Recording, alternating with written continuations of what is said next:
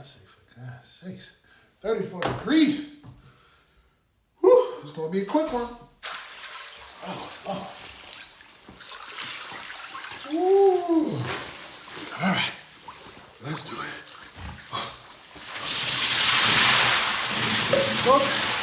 Whew. We fix that camera. There we go. All right, Jay from Triple J's Pizza checking in once again on my ice bath, cold plunge journey. What I want to talk to you today is about something that I dealt with years ago when the passing of my son Brandon, who died when he was 24 of cancer, brain cancer.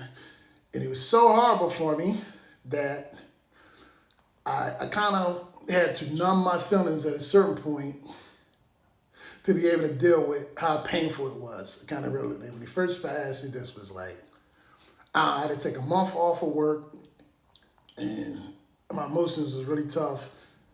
Meaning, like, I couldn't keep control of them. Certain things would just make me so sad and mad, and so I couldn't be at work because I couldn't control, I think, how I felt about stuff that wouldn't make me that sad, but just make me super sad or mad. So I had to chill to get my mind right. And I kind of numbed myself to be able to deal with the pain.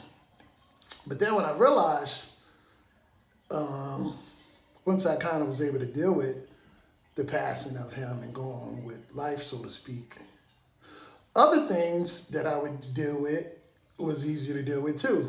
A couple years after that, I lost my mom.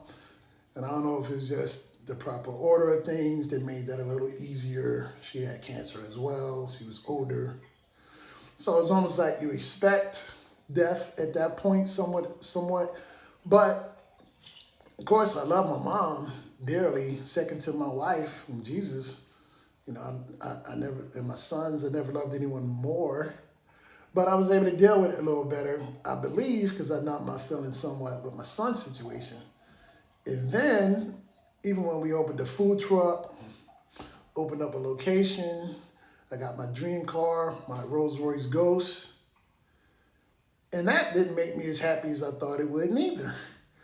And I'm like, I was happy. I'm happy about it. I ain't gonna front. But it's like, and then it dawned on me that I don't know if I ever was able to have my emotions, I guess, where I used to have them when I was growing up, with things that has made me happy or sad. And maybe I numbed my feelings so much with my son's passing that it had an unexpected consequence of numbing good stuff too. So I guess I just want to caution y'all, be mindful when you numbing yourself down, when you deal with stuff.